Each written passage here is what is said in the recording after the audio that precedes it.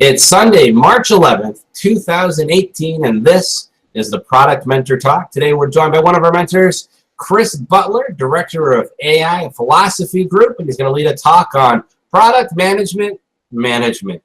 And allow me to just briefly explain the format for those of you who might be joining us for the first time today. The people you see along the bottom of your screen are mentors and mentees with the current session of the Product Mentor Program.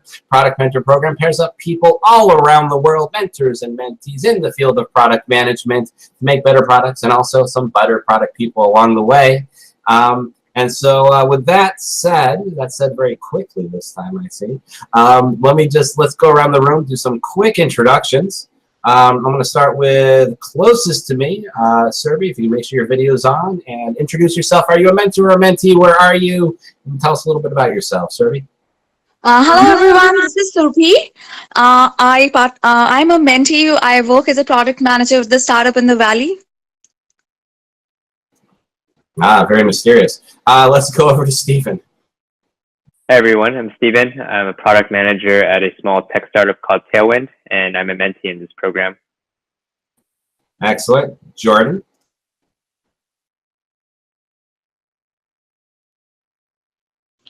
Hello, I'm Jordan Bergstrom, one of the mentors in the program, and I am a product management consultant specializing in the B2B SaaS enterprise space.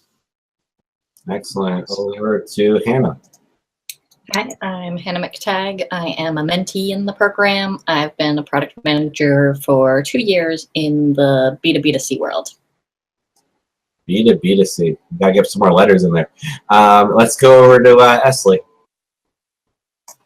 Hey, I'm Esley Savanas, and I'm a mentee, and I'm a product manager at a small company called MBO Partners, and I specialize in mobile. I'm Andrew Shu. I'm a mentor in the program. And currently, I work at a company called Vega Factor, where we are helping companies build better habits and drive organizational change. Hey, Chris. Hey, can you hear me? Yes, we can. Okay, great. Just a brief intro. Yeah, I'm a mentor during the season and have been for the last couple seasons. I work in, so I'm director of AI for a company called Philosophy, but my background is both product management and business development. Excellent. And I am Jeremy Horn, aka the product guy, and I'll be moderating here today. So those who are joining us, if you're joining us from the productmentor.com/live, you'll see along the bottom of your screen below the video a place to post your questions up, participate in the conversation. And if you're joining us on YouTube, the comments and questions, I believe, are on the right side of your screen, or at least they are at the moment. And definitely post them in, and I'll feed them along to Chris in fairly real time. For those of those things that are topically related, that is. Things a little bit off topic or a little bit more generic, I will try to save those to the end of the talk. But I will make sure we try to get to every question that is asked. With that said, without any more delay, let me hand it over to Chris to take it away with today's talk, product management. Great. Thank you, Jeremy. So let me, my talk is about product management. And so my background, as I said before, I am director of AI at Philosophy in New York City. But previously, I've been the director of product strategy at Philosophy. I've been a mentor for the last couple seasons, and I have over 18 years of product and business development experience. And that includes companies like Microsoft, Waze, Kayak, and then also started my own company, which ended up failing. And if you want to contact me, this is your information. And by the way, if anybody wants to get any of the resources from this session, I've posted them to this Google link. So Philosophy, we're basically a design consultancy. And so we help a lot with rapid prototyping and research around, mostly understanding whether something is worthwhile doing. And we do that by making, basically. So why should you listen to me about product management? So I was a manager of program managers at Microsoft, which, if you've listened to Jordan's talk right before, program management is a little bit of a hybrid between project management and product management. I am a manager of product strategist at Philosophy, and set practice for product strategists. And then I also do a lot of mentorship, not only through TPM, but just in general to the people that I've worked with in the past. But maybe the reason why you should really listen to me is that, you know, I've managed teams of product managers. I've hired people. I've let go of people. I've helped junior employees become great employees. I've helped people progress in their careers. And I really care a lot about the growth of all product managers. And I guess the way I think about it is that product management is so dependent on the way that we gain experience. And so from my standpoint, the people that I learned from really helped transition me into a better product manager. And so for me, it's really important to give back to that. So we're going to cover a lot of different ground here. I'm going to speed through what is product, just in case you forgot. We're going to talk a little bit about management basics, or at least what I consider to be management basics. We're going to talk about individual management, and then the idea of team management and how product managers work together. And I think this is going to be important for people that are both managers and individual contributors, because I guess what I've found is that whenever I've gone to a new company, sometimes I've gone in as a new manager, and other times I've gone in as an individual contributor. And both times I think it's important that if you understand how you would want to manage great employees, that will make you a better employee as well. And what I think you should really take away from this is that product management is not management, right? And that's something we'll talk about in a little bit. Product management can't be measured like a product. I think that this idea of KPIs that are quantifiable is actually very difficult for product managers. And then, as I said, you know, knowing how to manage can make you a much better individual contributor. So first, product management. There's a long history, you know, the idea of being a product person. You know, I stole this from Mind the Product, but the idea of a product manager, while it's something that has been around, you know, from a tech standpoint since we can probably all remember, it wasn't always a position. You know, the idea of someone that does the things we do as product people hasn't been around for a long time. And this is the stereotypical Venn diagram that if I, you know, every time I talked about this or someone showed it to me, I would have a lot of nickels. But the reality is like product people, their answer should be to almost every question is it depends. And the reason why is that it's very contextual. It's very dependent on the teams you're working in.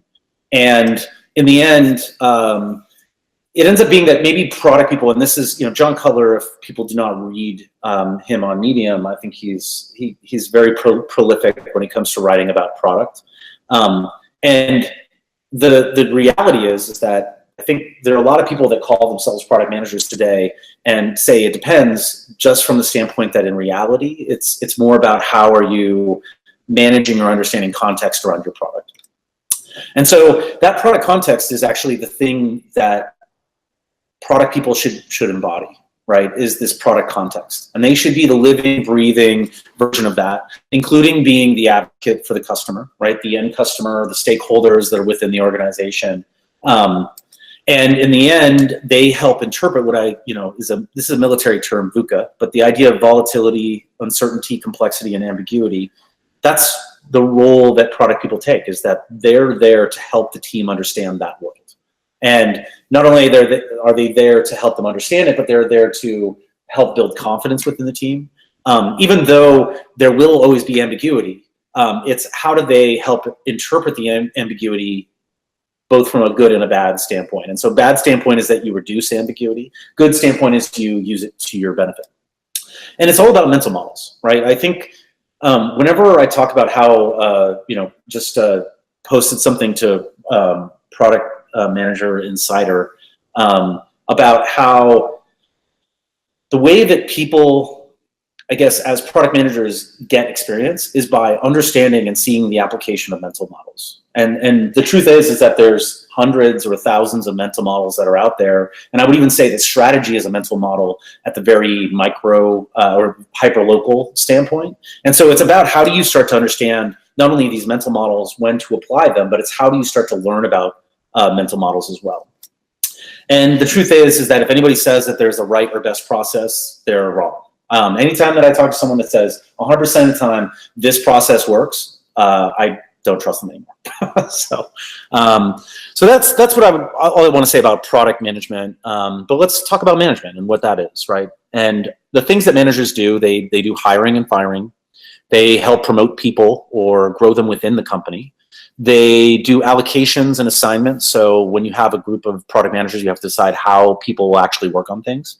They do a certain amount of mentoring, but I would say that mentoring is not 100% the job of the manager, though. Like I think it's really important, and this is the reason why I'm part of the product mentor group, is that mentorship is something that, while it's important to have within your organization, it's something that as an individual you should seek out outside of your organization. And that's, I think, the reason why it's so important, is that the ability to transfer or understand learnings from other people that are outside of your organization is really incredibly key. And I would say that's even true about, when we talk about consultancy in general, it's about applying analogous models to the problem set that you have. And then the last thing I think that managers should do is really around career growth. And this is something I say to all my employees, and I think is very important, is that this is ideally not your last job. Right? Like you should be thinking about, whenever you're making a career decision, about what's the next job you're going to have after this one. I'm not going to talk a lot about hiring and firing or promotions, but I want to talk a bit about these different things, and in general, kind of like how product managers should operate with other product managers or with their managers. So as a manager, and these are kind of some things that I believe in when it comes to being a good manager, is that the first one is really that you need to care, right? If you don't care at all, you probably shouldn't be a manager, and you should probably be an individual contributor, and that's fine. But the truth is you have to actually care about the people that you're managing. You need to be direct. So if you're not being direct and you're not actually giving people feedback, I also think you shouldn't be a manager at that point. And part of what I really like is there's this book called Radical Candor by some ex-Google employees. And so this idea is that you want to be in the upper right corner, which is that you both care personally and you challenge directly. And that idea of radical candor is where all managers should be, ideally. The idea, I've had managers in every quadrant of the area, and the people that have been very direct with me, even though it may hurt a little bit from an ego standpoint, I've always been a better employee if they actually are radical, if they practice something like radical candor. You also need to trust. Right? As a manager, your job is not actually to do everything that your employees are doing, it's to actually delegate. And so from that standpoint, if you don't actually believe that these people can take on the job that you're doing, then you are hiring the wrong people, or you're doing a poor job as a manager. And what I really believe in is this thing called consent over consensus.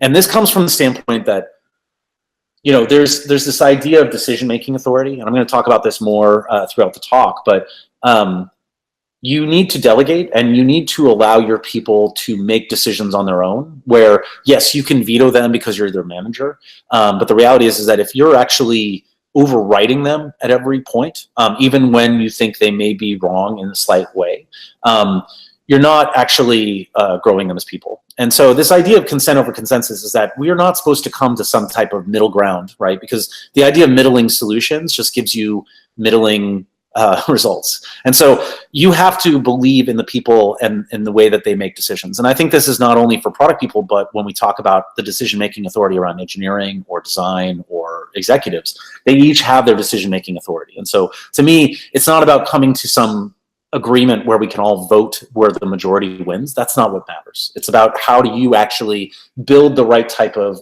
organization where people are making decisions in their domain that actually makes sense. And so the last thing is that you also need to let your people learn. And so I talked about this with consent over consensus, like the idea that you are going to believe in the people that you're working with to sometimes fail, right? And failure is really how we learn. And that is actually an incredibly important thing about the way we learn. If you're not allowing people to fail in some way, that probably means they're not doing anything that's interesting. And this is where I think when it comes to the agreement between a manager and an employee is that bad news should travel much faster than good news. And it's something that I definitely believe in, right? Like, I think as long as people are upfront about what is going on, that is where people can actually help maybe fix bad problems, but also at the same time, like, I think that trust is where I'm always going to come to you whenever there is a problem. And I think that's very important from a manager relationship standpoint.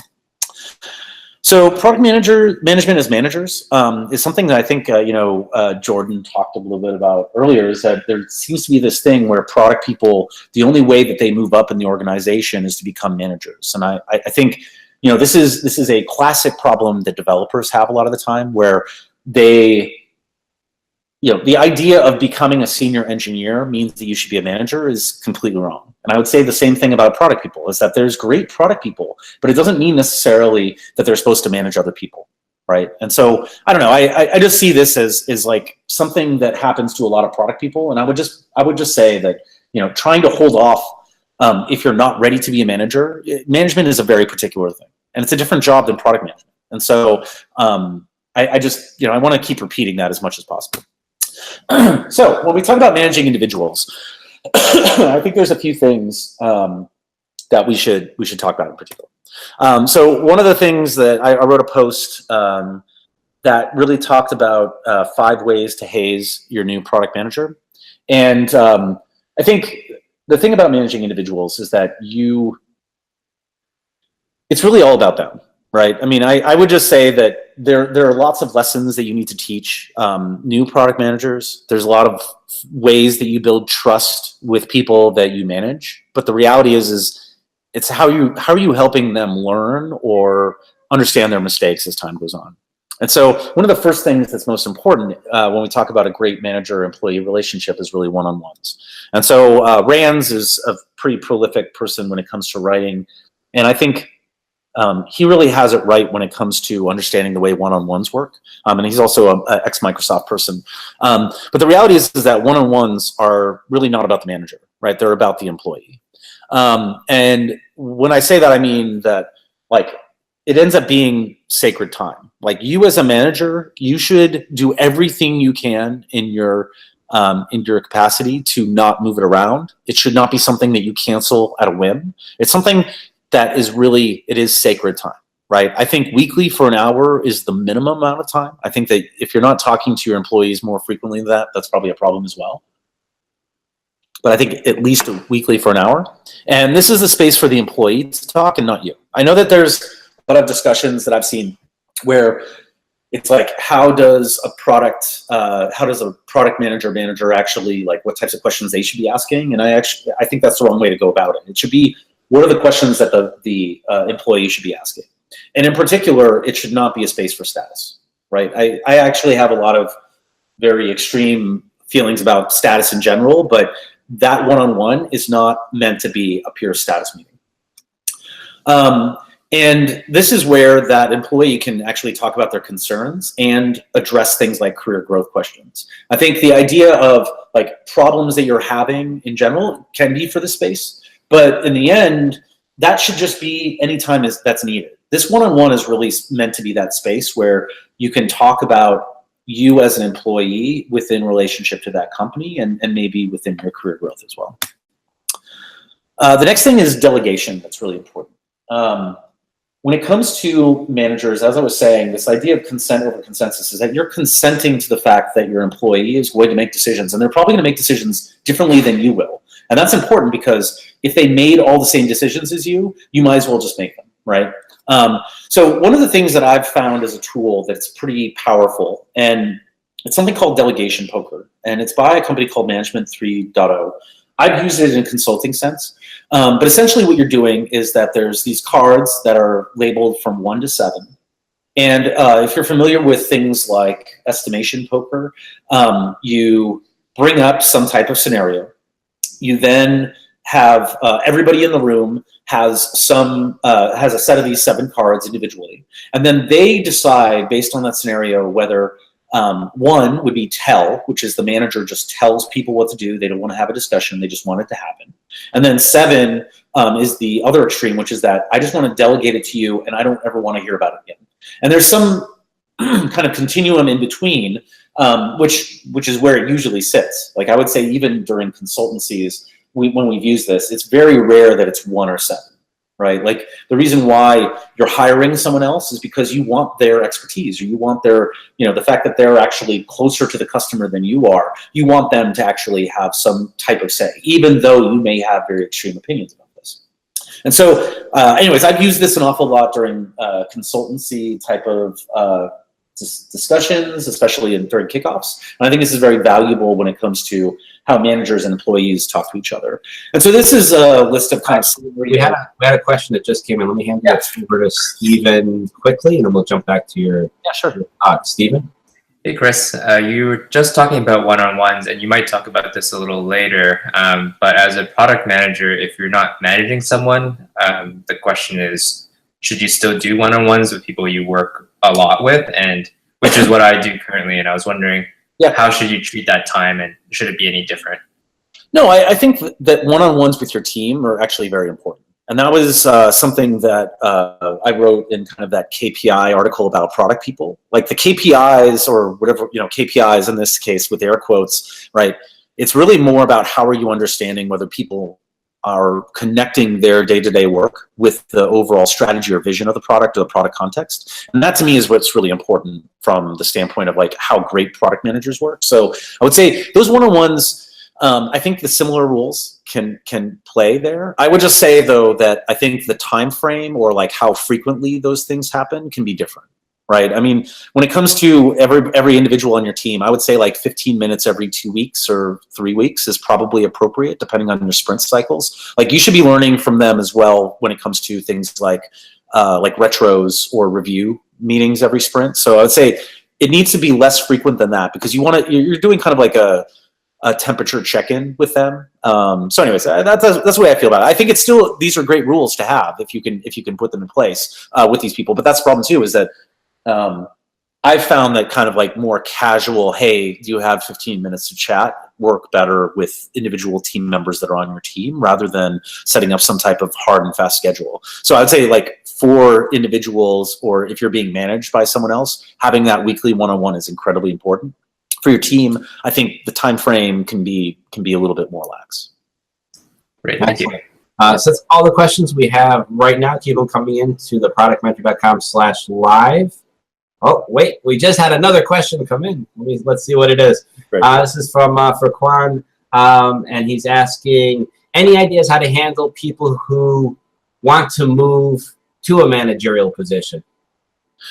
Yeah, I mean, as a manager, I think again, you're trying to make sure that people understand. I mean, there's two sides to this, right? Especially when it comes to promotions, and I was not going to talk about this as much, but the reality of, say, promotions within an organization is half of it is whether the organization needs you to do that job, and the other half is whether you're ready for it.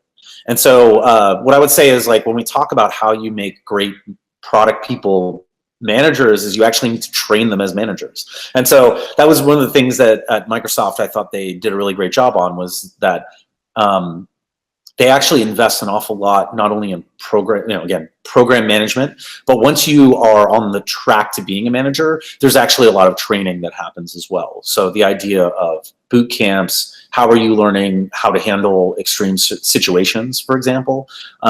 So I guess, like, again, it's a different track to be a manager than it is to just be a product manager. And so from that standpoint, if someone is interested in it, that means you need to prepare them for it. But it doesn't mean necessarily that they're just going to become a manager, right? Like, you need to actually have real use or need for managers within your organization. Yeah, so there's a second part to that question. I'm going to just paraphrase it a little bit.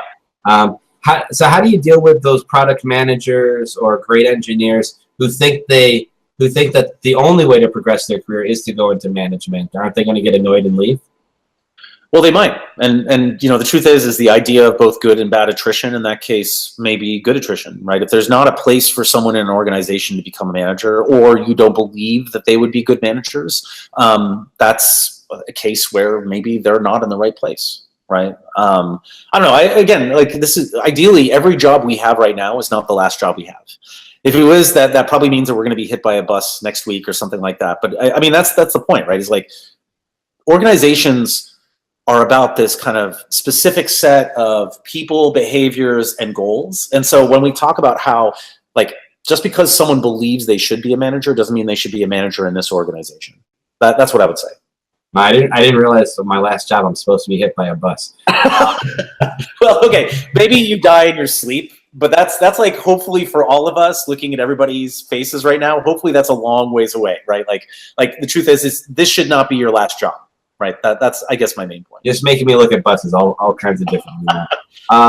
Next question comes from Mala Robin. As a manager, how can I help employees discover their concerns if they aren't doing them themselves? Or how do I help my employees discover their concerns if they aren't discovering those concerns themselves? Is this recommended to do? Well, yeah, I mean, I guess when I think about this, it's the skills that I've honed as a user researcher, I think are very important, especially when talking with your employees. And so I guess the main point is that you should just shut up and listen sometimes. And that means that you actually shouldn't be filling this one-on-one space with like you're talking. You should just, if it needs to be quiet for a minute for them to actually start talking about what it is, you need to do that, right? So, I mean, there's definitely questions that you should be, I mean, there's questions you could be asking that are like, you know, how can I help you? You know, how can I make you more effective at your job? What are things that you don't have that you need? Like, those are all great questions to have, but sometimes you just need to listen. And part of that listening skill is to just be quiet. All right, next one is I'm going to hand it over to Jordan to ask his question. Hey, Chris. So what is your recommendation on those people that have shown themselves to be potentially outgrowing their current role, ready for promotion, but have no interest or skills, let's say, in managing people? What do you suggest is the potential solution to retain them and keep them engaged? Well, it depends on the individual, of course. But I mean, I guess like the reason why we're all product people is usually because we really love solving interesting problems. And so I guess the question is that great product people, I think when they first get started, they're very focused on the now. Like when we talk about that thematic road mapping, the idea of like now, soon, and later as timeframes or horizons, I guess that's the thing, is that like, how do you help them grow their scope of understanding about the problems that they're going to be dealing with, right? And so I think a lot of the time, very junior employees are thinking mostly about the now, right? Once you start to understand, I mean, and this is something I've been wanting to write about for a very long time. I'm just not sure how to formulate it, like formalize it. But the idea is that, you know, when we talk about really great product people, when we talk about great strategic thinking, it's not about the future. It's about how do you build mindsets for today that allow you to make great decisions. And so I guess like that's the thing is there's always some new way to understand the world, and there's always some better mental model to map out the world. So I guess like that's the questions that I would have for those types of people that are maybe outgrowing their role, is how do they expand their understanding of their customer, of their business, of their world. But at the same time, I would just say that there are possibilities that if people are outgrowing their role and there's no room for them to move, then it's your job as a manager, in my opinion, to help them move somewhere else, and as seamlessly as possible, right? So it really depends on that. Cool. That's all the questions we have right now. Keep them coming into the productmentor.com/live, as well as in the comment section on YouTube. And I'll keep passing them on to Chris. With that said, back to you, Chris. Great, thank you. So here's a few scenarios. I was talking about like delegation poker, and the question would be like, you know, when we're talking to people, so let's say that we wanted to do a UX button placement, or UI button placement in reality. So does the manager actually care about that at all? And this is over N dimensions, right? Like, it's not just necessarily that they always care about this specific thing in this particular way, but it's more about feeling your way around. Like, what do they care about? What do they actually want to delegate? What are things that they feel insecure delegating? And vice versa, you know, as a manager, what do your employees actually want to take over versus you? The next concept that I think is really important from, I think it's both an individual and a group standpoint, but this idea of what I'll call the quality bar. And in particular, when we talk about this, especially within teams, is that there's some minimum bar, right? And that minimum bar below that means that you lose trust with your customers. It could be you lose trust with your teammates, or you lose trust with your manager. But then above that, you're actually gaining and building trust above that minimum bar. And so in this particular case, you know, when I talk about the idea of product people, it is a very subjective thing, a lot of what is above the line. When we talk about what's below the line, there's, I think, more objective measures, right? Like, I would just say that spelling and grammar is one of those things that, because what we're shipping as product people is really communication to a large extent, spelling and grammar is one of those things that you should just double check your spelling on things that you're shipping, whether it's documents, slides, whatever. Moving closer to the minimum bar is that, if you don't know your audience, if you are actually contradicting yourself an awful lot, I think those are things that are also important. Above the minimum bar, things that start to build trust are, how do you build alignment? How do you make hard decisions? How do you understand your audience better? And then basically expanding the understanding that you have about the world and for your team. But above that, I mean, this is why product management is something that is so hard to pin down, is because it is very subjective, right? And it depends on your product. And I think when it comes to how we do this, it could be very helped by things like that delegation poker with your team, for example. The number of dimensions that are out there could be very high. And so that's why, like, product management, I think, is so weird of a role, and the reason why people still maybe don't even understand it when they work with product managers is because of this. And then finally, success. So I've talked about this a little bit, but I don't think that product people should be held to the same measure as their products. And the reason why is that you're actually operating as a team, not as an individual.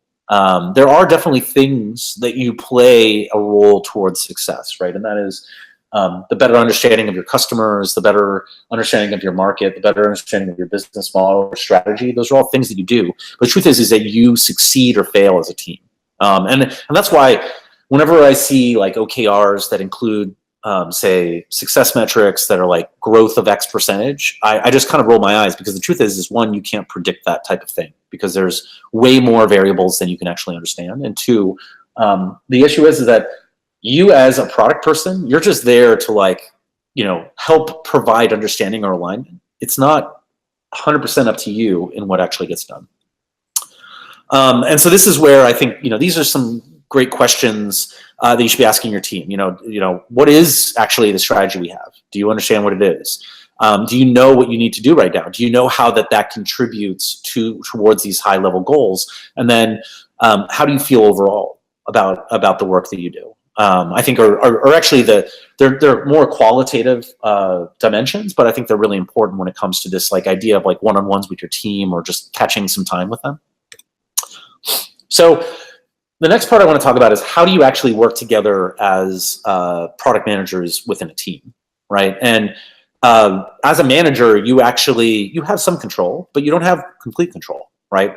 The idea is that teams, the reason why they actually are pulled together is because you want some type of emergent behavior that is better than individual, right? It's based on the strategy, goals, people, and behaviors. And you can affect some of these goals and behaviors by changing the strategy or by kind of penalizing or rewarding certain types of behaviors. But your job is really to make sure that the team can have success in general. You're enabling that, but you're not actually providing them with success. And that's kind of the summary I would say when it comes to managing teams. And in particular, when we talk about the idea of micromanagement, right?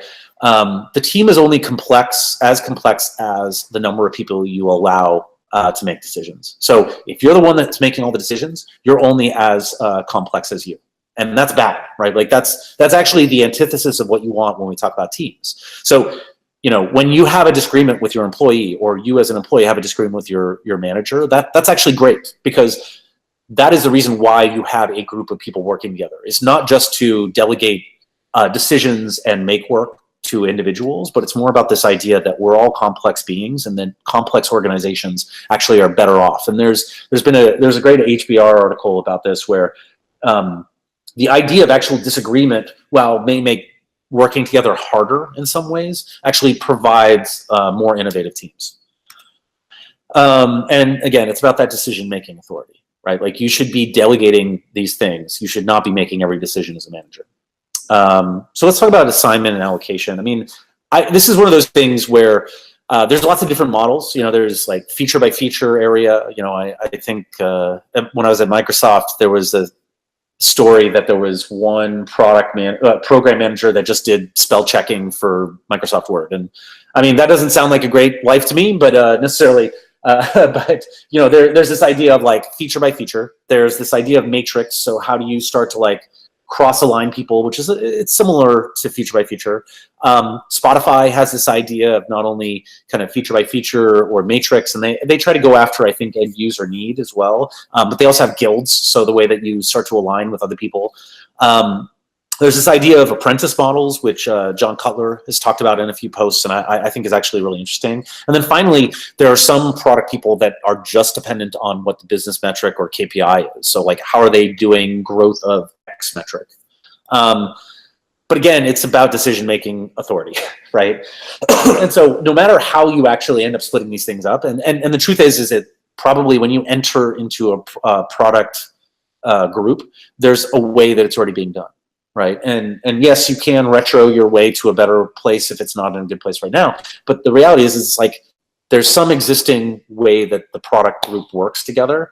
And when it comes to that way that it's broken out, decision-making authority is the most important aspect. And if you don't have that, you don't actually have delegation. The next thing is actually, I found it very hard to, especially when product people, we talk about this idea of that product people are kind of forever alone. They don't really work with each other necessarily. They work with a lot of engineers. They work with a lot of designers, talk to a lot of customers, but they don't necessarily like work with each other. And so from that standpoint, I've been trying to think about like, how do we actually start to do a better job of sharing this information with each other? And so I just did a post that Nice actually helped me edit and ended up posting in Product Management Insider just yesterday, I think. And it's this idea of how do we start to use product manager critiques or product critiques to really help each other out. And so the way I think about this is that, you know, engineers do code reviews, designers do design critiques, and they do this for their work all the time, right? And that's how they learn from each other, beyond just, say, working alongside each other. And so why don't we, right? And so our artifacts, or the things that we need to review, is really how do we communicate with other people on our team.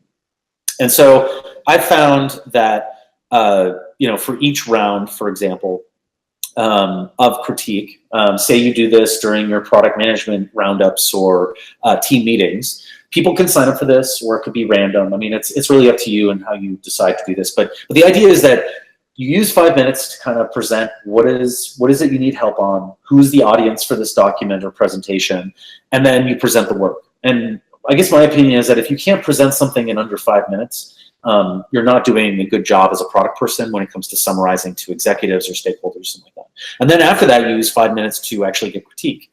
And there's some rules that we've used for this at Philosophy that I think are pretty functional. And again, these are stolen from design critiques and code reviews. But the idea is that from a presenter standpoint, you're not selling anything to anybody, right? You should actually be talking less during the review part of it or the critique part of it, but you're trying to just like get the work out there. So actually, if you can just have someone read your document for a few minutes, that's way more effective than you presenting it or talking about it. You should actually take your own notes. It's up to you to decide whether you take that feedback or not. And when it comes to the critiquers, is that it's critique, not criticism, right? You should be talking about the work, not the person. You should be asking questions. In reality, you shouldn't be saying like, I like this or I don't like this. It doesn't matter, right? Because you don't actually have the context that the product person has in that case. So it's more about, have you considered these things? Do you know how this would work in this case, etc.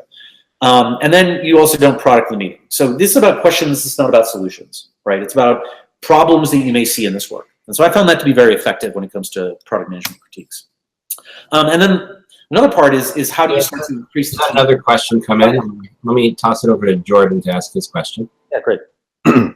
Hey, Chris. Sorry to be such an interrupter, but I can't help myself. That critiquing idea that you just have you seen that used effectively at our, like, to me, our most critical deliverable, which is our roadmap? And if so, like, can you talk a little bit about, was it successful? Yeah, absolutely. No. I mean, I've done this with my mentee this session. We were doing this on an every other week basis within the product strategy group at Philosophy. And the truth is that, like, the first way we started this was that I was really trying to instill kind of an understanding around strategy in general. And so we would have these documents that would be essentially strategy summaries that would be like a half page. And that was really the document that we first started off doing this type of critiquing. But we found that we can do it actually with slide decks. We can do it with specs, user stories, like meeting kickoffs, anything like that. Because again, it's so powerful for you to be able to understand the context of another product person and provide them with feedback on how they're doing it in the way that you may do it differently. And so, I mean, and especially on our team, the product people were all very different, right? Like I'm very strategically focused. Other people were more kind of process focused or idea focused or, solution focused. And so you're bringing all of this kind of understanding together. And so I found it to be very successful. And I think it's actually,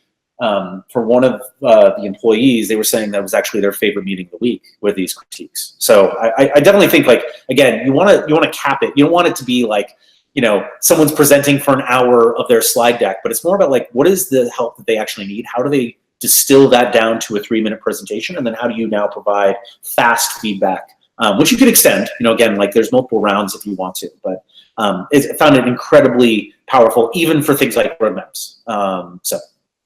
For a roadmap critique, who would you suggest you invite to that critique in particular? Like what role or personality type? Yeah, that's a good question. I mean, I think when it comes to these types of product critiques, I find it's helpful that it's on a regular basis. It's with your peers, right? Like I don't know. It's kind of like retros, right? Like you should not invite executives to retros because it's not a real retro that people are going to be watching what they're saying. I would say the same thing. Like when we're talking about critiquing, say, a roadmap, I think it should be other product people. It should not be executives. It should not be engineers, right? Like the truth is that those executives or engineers or engineering managers, they want to be part of the co-creation process around a lot of this stuff. So when we talk about like creating roadmaps, I actually think we should, as product people, we should create the list of problems that we're going to solve, or we should create the list of experiments we're going to have. And then we bring that list with us to a road, like when we're doing like an executive meeting, we say, okay, here's the 3 timeframes: now, soon, later. Here's all the things I think are important. How do you think about these things? I think maybe this one should go first, then this one, right? But the reality is that even if you have an idea of what your end roadmap is, you want to have co-creation with all of these different roles. And this is like the level below a roadmap is actually your like backlog, right? Like how do you actually create the work? And so generally the way I do this, and this is maybe like a completely different talk about how you do like planning meetings, but I generally use thematic road mapping where I'm pulling something, say you have a Trello board that has the now, soon, later. If you have those themes that are moving into now, right, you then pull those themes into your board, say on the leftmost list, right, and you say, okay, here's the 1 to 3 themes that we're having for the sprint, which could be a week or 2 weeks or whatever you use, right? I want everybody now to take 5 minutes and privately ideate all of the work that needs to happen to fulfill these 3 themes, right? And so everybody's co-creating this list of things. And I use inboxes, which is another concept around like how people can drop anything into our board, but it doesn't disrupt our work, right? But so what you're essentially doing is you're creating this huge inbox. You're going to then review that as a team and say, do these things meet this theme, these set of themes that you actually have? And so anyways, I think that's a really key way to do that type of thing. But I would say the reason why product critiques work is because it is about product people giving feedback to other product people, and not so much about the idea of like, yes, a roadmap meeting is important. That should be with execs, but I think there's like prep work that you can do. Like, are you considering these problems? Do you think that this is actually a priority? Those types of questions are things that like you would love to do in front of your peers rather than not, I think. Cool. So the questions we have right now, keep them coming into the productmentor.com/live as well as on the YouTube video. With that said, back to you, Chris. Great. So another thing is like, how do you start to grow people individually? And so it really comes down to like, what do people need to learn? And so this could be skills, this could be mental models, processes, techniques. But it's really based on what is each individual's experience level within the organization, what their interests are, like how do they want to grow as people, or like how they want to actually do their work, and then the need within the organization, just like promotion. And so one thing that I found that's fairly interesting is, so we started with what I would call a skills survey. And so I really wasn't looking like, how expert you think you are necessarily, but more like, have you never done this before? Have you done it a few times? Have you done it a lot? Have you taught a course on it, right? Because, Dr. I guess it's not Mr., it's Dr. Feynman talks a lot about the idea of how do you, once you're actually an expert in something, if you want to get even better at it, you have to teach someone else, right? And so I think that's very valuable. And so this could be, for example, the idea of like road mapping, right? Like how often have you done road mapping, and how often has your team done it? And we found that like there's a very wide distribution of skills within any product team. And so how do you now start to take advantage of people that actually have a lot of experience in those cases? And so what I've found is a method for this. And like I said, where we were doing critiques every other week, the every other week besides that was actually around learning some type of session. And so we would usually do some type of pre-work. That would be reading up on something. There'd be an introduction by an expert or someone that was more expert on these things. We'd have a discussion.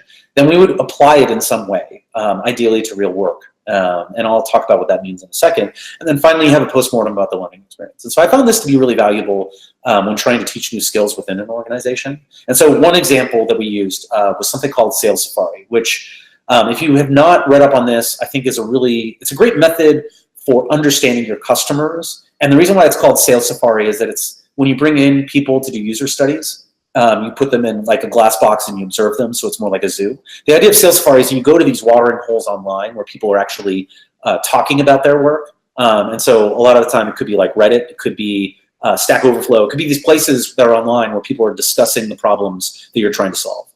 And so Amy Hoy is actually the person who really, I guess, brought up this technique or assigned the term to it. And so in our case, the pre-work was to really watch this 40-minute video by Amy Hoy to understand what Sales Safari was. During the first meeting, we did kind of a 5-minute summary. We did some ideation through an app that we call Voter app, which is a way to like basically do sticky notes online. So we wanted to ask everybody after they saw this video, when could you use this technique? We then had some discussion, and then we created a homework assignment. And that homework assignment was actually to do Sales Safari for someone else's engagement within the team. And we capped it at about 2 hours of time. But they were then supposed to go off and do this, and then they were supposed to create a summary artifact. And I gave them actually no direction on what that summary artifact should be. And then during that second meeting, everybody presents their homework. So what did they learn about the process? We then tried to understand when these things would not be helpful. And I think that's actually very important when we talk about the idea of use of techniques. Is it's more important to actually understand when you shouldn't be applying them. And we discussed that, and we did a retro on that. And so this was like a great way for people to get an introduction to Sales Safari. It was a way for them to really get applicable skills, and then to be able to understand and kind of discuss how it worked out. So that, again, this method I've found to be pretty effective for product people. And in conclusion, just to remind you, management is not product management. Product management can't be measured like a product. It's not about KPIs. It's more about qualitative measures. It's about this idea of like, how are you making your team more successful? And then knowing how to manage other people, or the things we discussed here, I think will make you also a better contributor. So thank you. And all the resources are available here through this link. Awesome. Very great. Thank you. This was awesome. Great conversation online. And if you got more questions, feel free to post them to the comments, and Chris can probably take a look at them afterwards. That said, I definitely want to thank our speaker, Chris Butler, for today's discussion of product management. You might have thought it was a typo, but it wasn't. It was a great talk. And to everyone else who joined us today for the conversation, as always, the presentation will be posted to our SlideShare channel. And also a big thank you from me, Jeremy Horn, the product guy, and everyone else who joined us today, and the product mentor. And also don't forget, if you're interested in being a product mentor just like Chris, to product people of all sorts all around the world, please visit theproductmentor.com and sign up today. We can never have too many great and qualified mentors. And also, if you're looking to fill a new product job with a great product person, visit our very own free-for-all job board at theproductjobs.com. With that said, see you later. Bye.